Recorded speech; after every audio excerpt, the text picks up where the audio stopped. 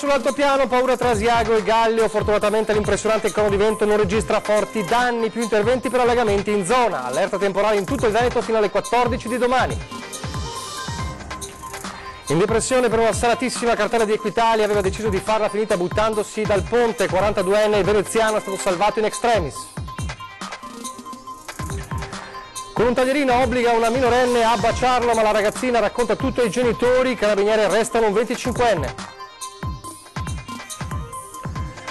Banditi armati in azione in una stazione di servizio a Longare nel Vicentino, i dipendenti picchiati per aver tentato di reagire. Operato oggi il bimbo di 4 anni travolto dal cancello di casa mentre giocava ieri sera nel Trevigiano, grave trauma cranico per il piccolo, comunità sconvolta. Stasera alle 21:15 torna Ring, la politica alle corde, sotto i riflettori il tema profughi, con le prime parole dal ministro dell'interno di Matteo Salvini. Dopo il leader della Lega, stamani in Veneto anche Giorgia Meloni. I fedeli lo scoprono mentre sta rubando offerte nella chiesa di Caorley, ladro viene inseguito, bloccato e consegnato ai carabinieri. Singolare proposta di matrimonio quella ideata dal sindaco di Spresiano Marco Della Pietra, che ha chiesto la mano della fidanzata su Facebook.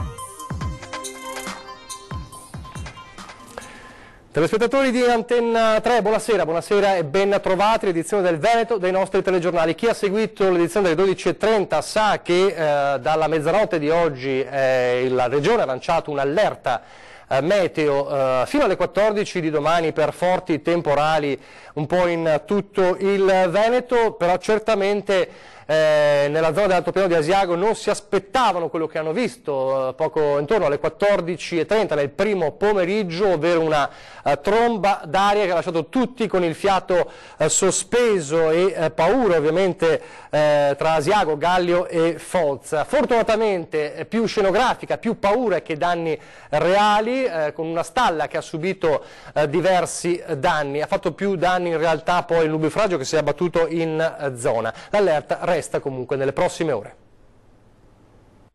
Un imbuto di vento, una tromba d'aria land spout, per usare un termine da meteorologia, è quella che si è alzata sopra Asiago. Queste le immagini girate intorno alle 14:30 e che ci sono state fornite dagli appassionati di meteo Bassano e Pedemontana. La scena è quasi da film, ma per fortuna non ci sono stati danni. Questo tipo di tornado è anche la tipologia più frequente. Ha fatto più danni invece la grandine e l'abbondante pioggia che si è abbattuta nel primo pomeriggio. In paese i vigili del fuoco sono intervenuti per alcuni allagamenti in abitazione. Ma è stato di attenzione in tutto il Veneto fino alle 14 di martedì, stando al centro funzionale della regione, e questo per mantenere la protezione civile pronta in caso di necessità. Restano osservate speciali naturalmente le frane di Enego e Borso del Grappa. Situazione dunque in evoluzione, nelle prossime ore ovviamente se ci saranno criticità ve le racconteremo nel corso dei nostri telegiornali. Una criticità resta sempre quella della crisi economica, e qui cambiamo argomento e ci spostiamo nel veneziano, dove un 42enne ha cercato di togliersi la vita oggi impiccandosi a un ponte, e la motivazione è una cartella di Equitalia salatissima. Fortunatamente è stato salvato in extremis. Era a cavalcioni sul parapetto del ponte che sovrasta il Brenta a Vigonovo, con un cavo elettrico al collo legato all'estremità della ringhiera. L'intenzione di un 42enne di Camponogara era di lasciarsi cadere. Già in cura per una crisi depressiva dovuta a una cartella di Equitalia del 2004 da 200.000 euro, non vedeva via di scampo. Ma non è passato inosservato ad un passante, nonostante fossero le 5 del mattino, che ha lanciato immediatamente l'allarme ai carabinieri, giunti in breve sul posto, con pattuglie provenienti da Camponogara, Dolo e Vigonovo, più vigili del fuoco e i sanitari del 118. Vista la delicatezza della situazione è stato richiesto l'intervento di un mediatore, un maresciallo specializzato del nucleo investigativo di Venezia. Fondamentale però è stato il ruolo di un appuntato donna della stazione di Camponogara, che nel frattempo è riuscita ad instaurare un dialogo con il 42enne fino all'arrivo del negoziatore, che con l'aiuto dei soccorritori è riuscito a farlo desistere dopo circa 2 ore e mezza. Poi è stato portato all'ospedale di Dolo. Da quanto emerso, l'uomo, padre di famiglia e di professione autotrasportatore, sarebbe andato in depressione a causa dei debiti che non riesce a ripagare e di cui riterrebbe responsabile il proprio commercialista. Ed ora il terribile femminicidio di Mariarca Mennella, lo ricorderete, la 38enne uccisa il 23 luglio dello scorso anno dall'ex marito Antonio Ascione. Con l'udienza preliminare è iniziato oggi l'iter giudiziario per questo omicidio. L'imputato ha chiesto e ottenuto il rito abbreviato e tutti i familiari della vittima si sono costituiti parte civile.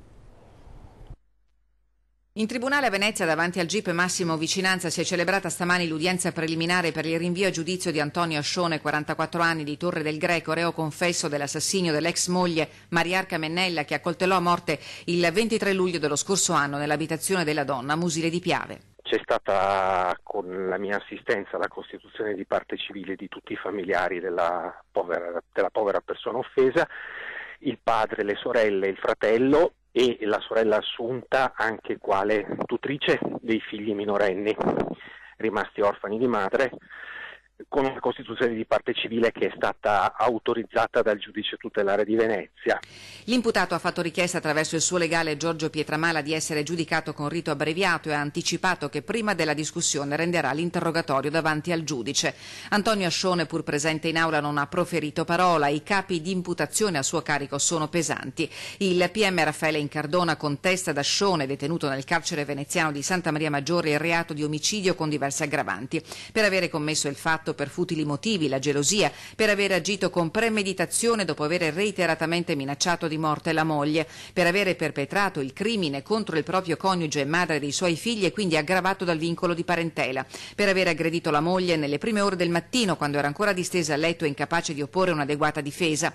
Non solo, Ascione dovrà rispondere anche di minacce aggravate. Se queste circostanze aggravanti il Tribunale le riterrà tutte sussistenti e non ritenesse di riconoscere delle circostanze attenuanti, la contestazione consentirebbe comunque in astratto al giudice di applicare l'ergastolo, trasformandolo da ergastolo aggravato con l'isolamento diurno ad ergastolo non aggravato dall'isolamento diurno. Fondamentale per le indagini l'acquisizione di alcuni messaggi WhatsApp che la figlia di Mariarca aveva scambiato pochi giorni prima del delitto col padre, da cui emerge che l'uomo aveva minacciato di morte l'ex moglie con un coltello, circostanza cruciale per contestare ad Ascione la premeditazione e l'ulteriore reato di minacce aggravate. L'udienza è stata rinviata il prossimo 27 settembre alle 15, sempre in tribunale a Venezia. Avrebbe obbligato una minorenne a dargli un bacio dietro una minaccia di un taglierino. Per questo motivo i carabinieri di Santa Margherita d'Adige nel Padovano hanno arrestato per violenza sessuale un 25enne marocchino irregolare. I fatti risalgono a sabato sera intorno alle 21 a Borgo Veneto, quando l'uomo ha avvicinato una ragazza e dopo aver scambiato con lei qualche parola l'ha minacciata con un taglierino, provocandole alcuni graffi sulle braccia e l'ha costretta a baciarlo. La ragazza l'ha assecondato, gli ha dato appuntamento dopo 2 ore. In realtà poi è scappata a casa, ha raccontato tutto ai genitori che hanno chiamato i carabinieri. I militari sono così andati sul luogo dell'appuntamento e hanno arrestato il 25enne. L'uomo, su disposizione della procura rodigina, è stato accompagnato al carcere di Rovigo. E adesso nel Vicentino, a Longare, dove un blitz armato da parte di alcuni banditi si trasforma in una vera e proprio massacro di dipendenti che vengono picchiati perché hanno tentato di reagire. Ci racconta quanto accaduto in diretta telefonica per noi dalla redazione di Vicenza Anna De Roberto. Anna. Sì, buonasera. Nuovo assalto al distributore di benzina Berica Carburanti. Siamo a Longare in via Ponte di Lumignano. Nuovo assalto perché ce n'era stato uno precedentemente, era stato il 20 marzo del 2018. In quel caso i banditi erano riusciti a portare a casa, pensate, 20.000 euro in contanti. Hanno colpito sempre all'ora di pranzo, come è accaduto oggi, e sempre di lunedì. Sapevano infatti che probabilmente avrebbero trovato l'incasso della settimana. Questa volta il bottino è stato più alto, 35.000 euro. Sono arrivati in 2 a bordo di uno scooter volto travisato, hanno puntato la pistola in faccia ai dipendenti, che peraltro hanno cercato di opporre un po' di resistenza e sono stati anche malmenati. Ferito anche un cliente che si trovava seduto in una delle panchine fuori dal distributore. Alla fine ovviamente i ladri hanno avuto la meglio, sono riusciti a scappare, ora i carabinieri sono sulle loro tracce. Dicevamo 35.000 euro al bottino, per ora indizi non ce ne sono, I carabinieri stanno visionando ovviamente le immagini delle telecamere di videosorveglianza. Tanta paura per i dipendenti che sono ancora sotto shock. Grazie Anna De Roberto per appunto questo racconto di quanto accaduto a Longare. Adesso invece nella Marca trevigiana la vicenda che ha sconvolto una comunità, il bimbo di 4 anni travolto dal cancello di casa a San Fior mentre giocava, nella notte è stato operato d'urgenza al capo, il capo colpito dallo spuntone della maniglia. Il bambino è rimasto schiacciato parzialmente da questo cancello, fuoriuscito dalla guida e che è stato operato questa notte a Cafoncello a Treviso e che insomma, per il momento sembra stia reagendo in modo positivo per quello che si può dire di un bambino che sia in coma. C'è ancora la sua maglietta accanto al cancello che l'ha travolto, in quella che appare sempre più come una tragica fatalità. Lotta tra la vita e la morte, il bambino di 4 anni che ieri sera è finito con parte della testa sotto a questa cancellata davanti alla casa dove vive con i genitori e lo zio arrivati dalla Lombardia e residenti a San Fior da quasi 10 anni. Tutto è accaduto ieri sera, poco dopo le 19. Il bambino stava giocando a palla sotto gli occhi dello zio quando, forse per gioco, pare abbia iniziato a spingere la pesante cancellata. Credo che nessuno potesse prevedere che una vite spezzata probabilmente da chissà quanto tempo fuoriuscisse proprio in quel momento, andasse a spostare quello che è il fine corsa di un cancello estremamente pesante e che mentre il bambino giocava il cancello gli sia caduto addosso. E fatalità nella fatalità, pare che l'angolo della maniglia nella caduta abbia colpito la testa del piccolo provocando la frattura del cranio. Subito è scattato l'allarme con l'intervento immediato dell'elicottero del SUEM che ha portato il bimbo al Cafoncello dove da ieri sera si trovano anche i genitori che non hanno voluto lasciare il loro piccolo nemmeno per un istante. Oggi a San Fior tutti, ad iniziare dal sindaco, si stringono attorno alla famiglia. Sono ritornato oggi e appunto i genitori che sono in ospedale sembrano positivi, ecco, i genitori sono positivi, per dire il vero è una cosa che ci fa già pensare bene, per cui speriamo che effettivamente si risolva in modo positivo come tutti quanti vorremmo. Non ce l'ha fatta invece la 59enne vicentina che stava andando al lavoro in sella al suo scooter, oggi ha perso la vita dopo lo schianto contro un'auto alla rotatoria davanti all'autostrada A4 ad Alte di Montecchio Maggiore. La tragedia poco prima delle 14, purtroppo vani i tentativi di soccorso del SUEM 118, sul posto la polizia locale e i carabinieri che stanno cercando ovviamente di ricostruire la dinamica dell'accaduto, l'ennesima vittima della strada in Veneto. Nella Marca torniamo ora per le indagini serrate sulla bomba carta lanciata e lo scoppio davanti a un liceo, una esplosione che ha fatto molti danni, fortunatamente nessun ferito, qualcuno ha già liquidato l'episodio come una bravata, ma il sindaco di Vittorio Veneto non ci crede. Vuoi andare a protestare, a esporre un problema e lo esponi in comune al sindaco, non è che ti metti a far esplodere bombe. Comunque protestare in questo modo è sicuramente controproducente. Questi i commenti degli studenti del liceo classico Flaminio quando sono passati oggi alla fine delle lezioni in via Cesare Battisti davanti al punto dell'esplosione tra la loro scuola e l'ex media del Collo, ora chiusa, a 2 passi dal municipio di Vittorio Veneto. Una deflagrazione pare causata da una bomba carta che ha distrutto gran parte delle vetrate presenti nelle 2 facciate che chiudono una delle entrate carraie dei 2 istituti. Un boato fortissimo che la notte tra sabato e domenica scorsi ha svegliato di soprassalto quasi tutto il centro della città. Qualcuno ha parlato di bravata, pensata più per fare clamore che vittime e danni, considerato l'orario e il luogo dell'innesco, ovvero tra 2 scuole con quella più esposta chiusa da tempo.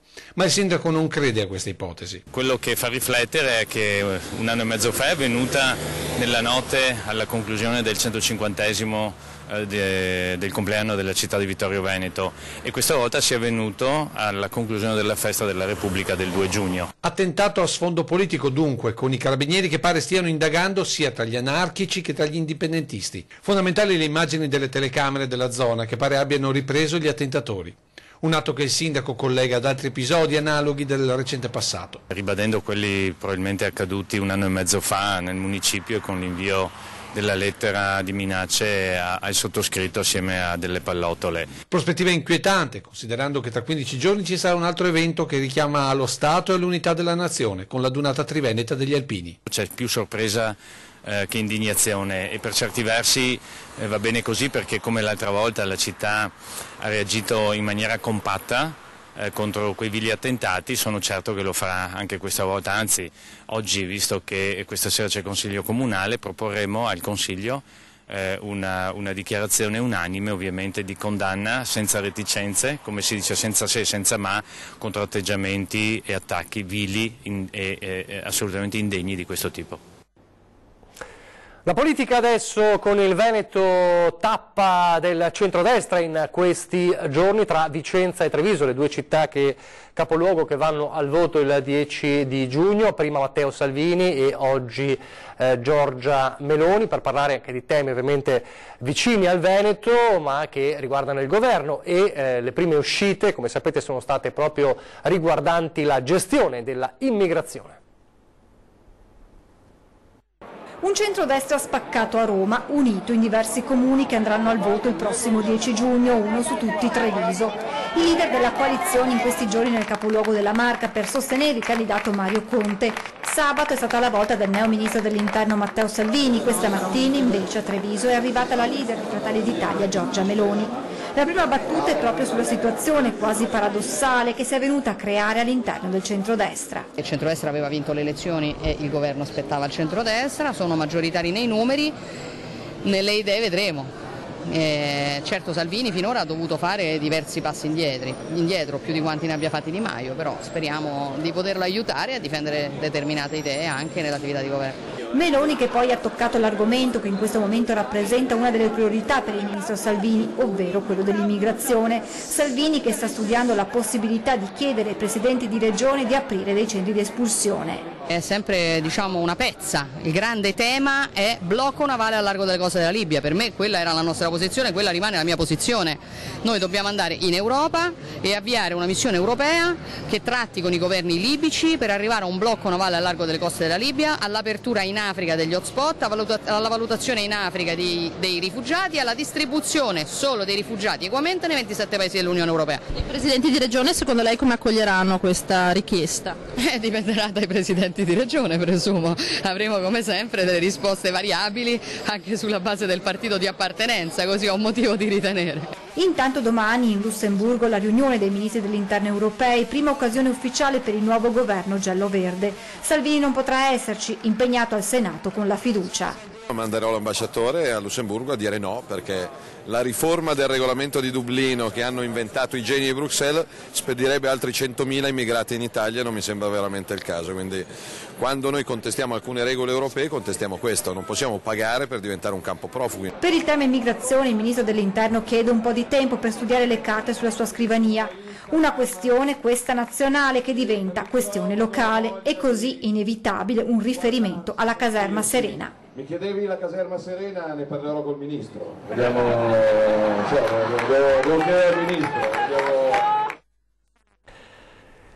Dalla politica torniamo alla cronaca, ma il tema resta quello della immigrazione, in questo caso clandestini, appartamenti sovraffollati, con la polizia locale di Padova che ha istituito in questi mesi una squadra speciale che si occupa proprio dei controlli negli appartamenti.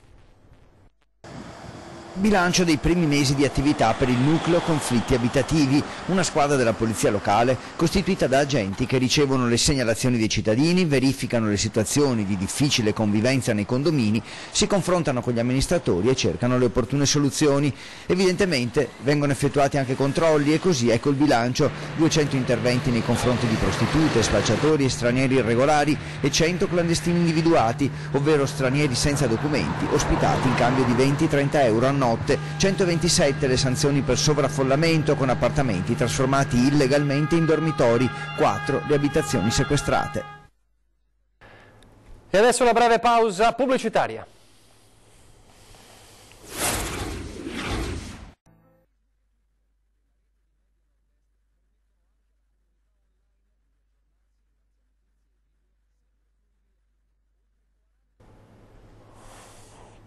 Rieccoci in studio in diretta con il TG del Veneto e con la notizia di un ladro che stava rubando nella chiesa di Caore, nel Duomo di Caore, le offerte contenute nella cassetta. Un albanese di 60 anni che è stato notato da alcuni fedeli mentre armeggiava attorno al contenitore, si è dato alla fuga, ma altre persone presenti insieme ai fedeli lo hanno inseguito, fermato e consegnato ai carabinieri della locale stazione giunti pochi istanti dopo.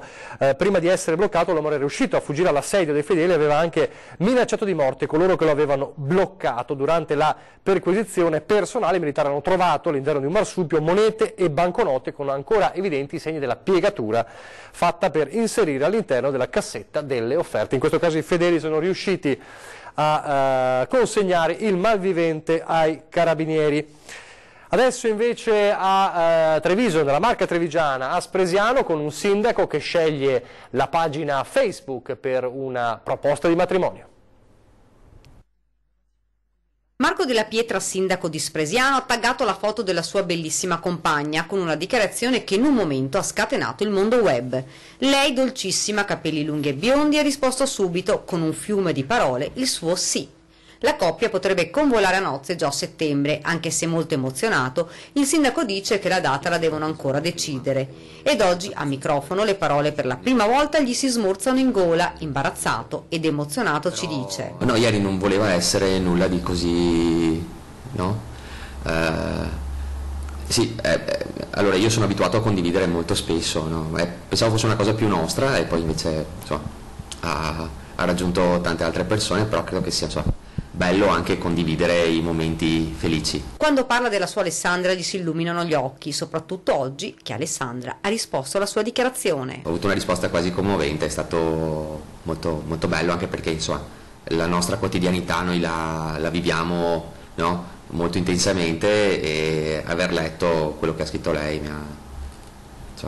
mi ha riempito di gioia. Difficile vedere Della Pietra così, solitamente sicuro, scherzoso e determinato, oggi si è sciolto di fronte alla nostra richiesta. Dopo i social, perché non fare la dichiarazione al microfono? Io credo che non servano nemmeno parole, però Alessandra ti amo e quindi sono felicissimo così, ma se vorrai sposarmi mi renderai ancora più felice di così. Con questo appello non si può certo dire di no. Adesso vediamo il grande successo a Castello Tesino per il primo torneo Memorial Tony Zen e Dino Soranzo. Sono stati gli esordienti del Venezia a sollevare al cielo di Castello Tesino il primo Memorial Tony Zen e Dino Soranzo. Gli arancione-roverdi hanno sconfitto in finale la Roma, conquistando la vittoria davanti a Juventus, Feralpi Salò e Cittadella, al termine di 2 giorni di grande calcio e tanto divertimento. In campo 16 formazioni, molte delle quali in arrivo dalla Valle del Tesino e dal Bassanese, per 2 giornate di eventi organizzate in collaborazione con il Calcio Cittadella e volute fortemente dalla famiglia di Tony Zen. Oggi abbiamo realizzato un sogno che avevamo da tempo nel cuore, perché questo è sempre stato il progetto di vita del papà, vedere i bambini giocare con sano spirito sportivo e tanta amicizia. Tanti gli amici di Tony che sono voluti arrivare a Castello Tesino per l'occasione e per ricordare la figura del fondatore della Ciromano. Tutta questa grande manifestazione penso che il paese di Castello Tesino se la tenga per sé, perché il riscontro ce l'ha ed è tutto quello che si vede adesso. Ecco, questo però un domani sarebbe bello portarlo nel nostro paese, che è Romano del Zelino, che era la terra di Tony Zen. Una proposta, quella di Pillon, che siamo certi piacerebbe anche agli amministratori di Romano, presenti ieri alle premiazioni con in testa il sindaco Simone Bontorin, felice di aver preso parte ad 2 giorni di calcio, spettacolo e tanto divertimento, proprio come sarebbe piaciuto al presidentissimo Zen.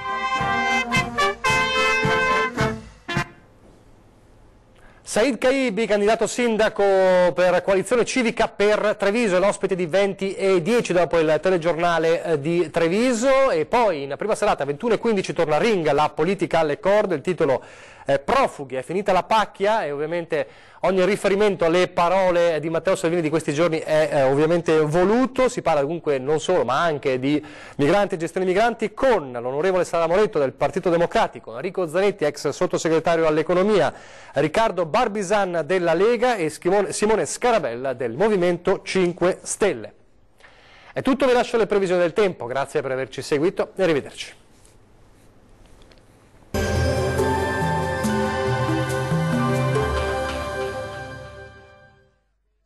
Ben ritrovati al meteo. Bel tempo sulle nostre regioni, ma con i consueti disturbi sui monti. Vediamo il dettaglio di martedì 5 giugno. Sul Veneto sarà buono al mattino con ampio soleggiamento. Dal pomeriggio aumenteranno le nubi, anche con qualche temporale associato, specie sui rilievi del Bellunese e del Vicentino. In genere asciutto ovunque altrove. Temperature minime tra 15 e 19 gradi. Valori massimi compresi invece tra 23 e 28 gradi circa. Non cambia di molto la previsione sul Friuli Venezia Giulia, qualche spazio soleggiato in più al mattino, poi col passare delle ore lieve peggioramento con qualche rovescio possibile un po' su tutti i settori della nostra regione. Le temperature minime saranno comprese tra 17 e 19 gradi. Valori massimi compresi invece tra 25 e 27 gradi circa. Diamo uno sguardo infine al Trentino Alto Adige. Situazione del tutto simile, sarà infatti buono al mattino, poi nelle ore pomeridiane si accenderà l'instabilità con rovesci e temporali sparsi ma piuttosto frequenti. Migliorerà ovunque entro la serata. Temperature minime tra 14 e 15 gradi. Valori massimi che si attesteranno invece intorno ai 26 gradi. Dal meteo di Antenna 3 per ora è tutto. Arrivederci.